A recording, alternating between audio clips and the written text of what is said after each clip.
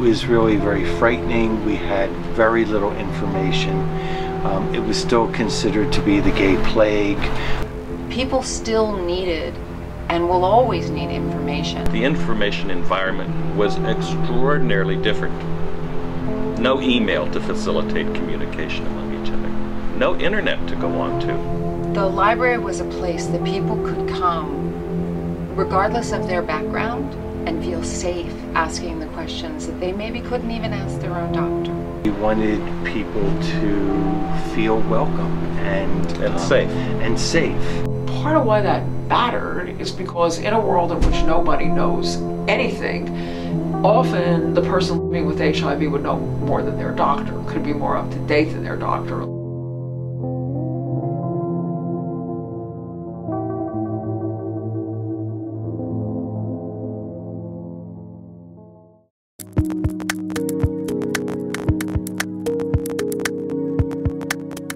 Based on my love of history, anthropology, I had, and fear and concern about becoming infected. Who knew what that was or what that even looked like? I had been gathering information, reading everything that I could get my hands on, and just kind of tearing the information out of books, out of magazines, and started to compile it into some sort of system of information. It was not easy to assemble information, and a lot of the information was spurious. You know, it was hard to tell. And it had to be organized by hand and photocopied and put in files. And it wasn't like the information could get to you. You had to come to the information. That was a whole different environment. I had the beginnings of a collection of information.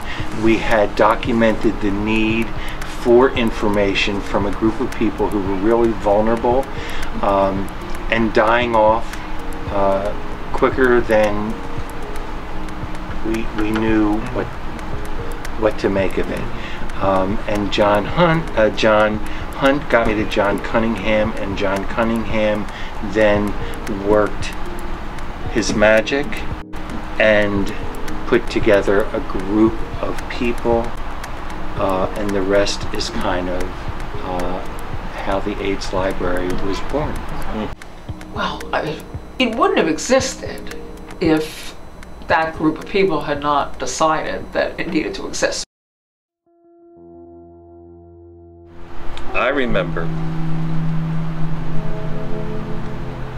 how after work you'd see everybody at Graduate Hospital. You know, you wouldn't go to the bar, you'd go to Graduate Hospital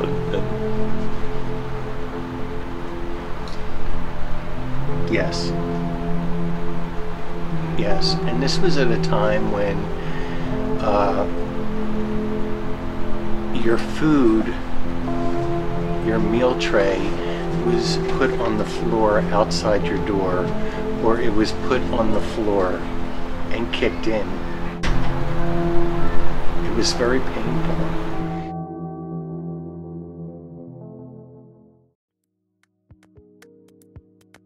At that point, we had brought into the umbrella, actually the AIDS Library had changed its name to the AIDS Information Network. We had conceived of an umbrella organization, the AIDS Information Network, under which was the AIDS Library of Philadelphia, the Critical Path AIDS Project, which was Kiyoshi Koramiya. I'm very proud that all those projects that originally grew up under the umbrella of the AIDS Information Network are alive and well today.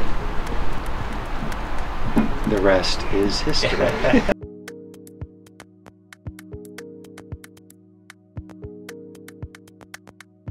That was right after protease inhibitors and antiretrovirals.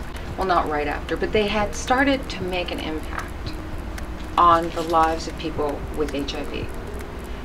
That's what was probably one of the most extraordinary things about when I started as the director.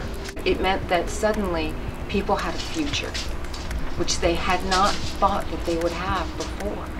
So it was an extraordinary period of time in terms of that.